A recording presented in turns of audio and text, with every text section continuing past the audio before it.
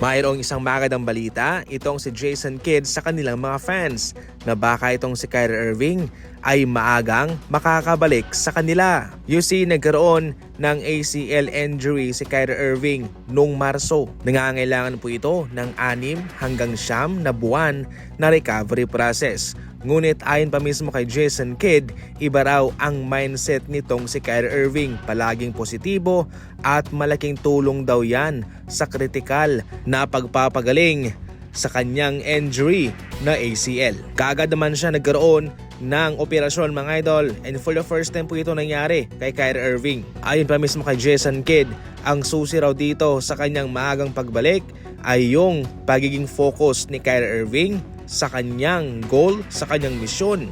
Mayroong motibasyon si Kyrie Irving at malaki ang kanyang tiwala sa prosesong ito. Kahit na minsan nakakaduda itong ACL injury, minsan ito ho'y traidor sa'yo sapagkat kung dumating man yung time na okay ka na, pero nagkakaroon pala ng setback dahil raw kung paano mag-isip itong si Kyrie Irving sa kanyang mindset, sa kanyang pag-focus, hindi maisasantabi ang posibilidad na baka sa Nobyembre o Desyembre ay makakabalik na siya sa aksyon.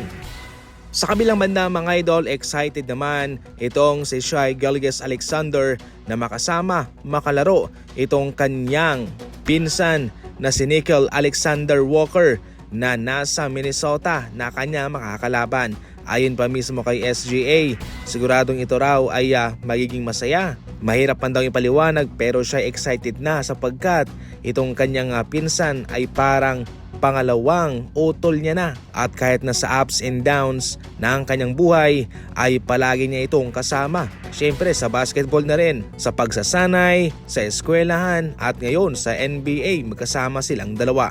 Star player itong si Shai Gilgeous-Alexander sa OKC, samantalang itong si Alexander Walker naman ay nasa bangko, pero importante rin ang kanyang papel sa kanila. Imagine mga idol, matibay ito.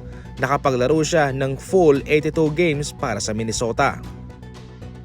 Sa kabilang banda mga idol, marami ang hindi inaasahan na gagawin to ni Stephen Curry sapagkat kahit na nakarap ang kanyang hinlalaki na mayroong yelo, yung kanyang daliring ginagamit niya pang shoot, nagawa pang pumirma ni Stephen Curry sa isang fan na naghihintay sa kanya. Yung typical na ginagawa ng isang malalarong ganto ay hindi nila ito pinapansin, especially kung mayroong injury ang kanilang kamay na gagamiting pangpirma. Ngayon pa man si Stephen Curry ay huminto siya at mismong yung kanyang daliri na mayroong nakabalot dyan ay ginamit niya mismo pangpirma sa naghihintay na fans sa kanya. Ito yung isa sa mga rason mga idol kung bakit marami talaga ang humahanga kay Stephen Curry, at kahit sa mga road trip games nila ay mas marami pa nga ang fans niya kumpara sa kanilang mga kalaban.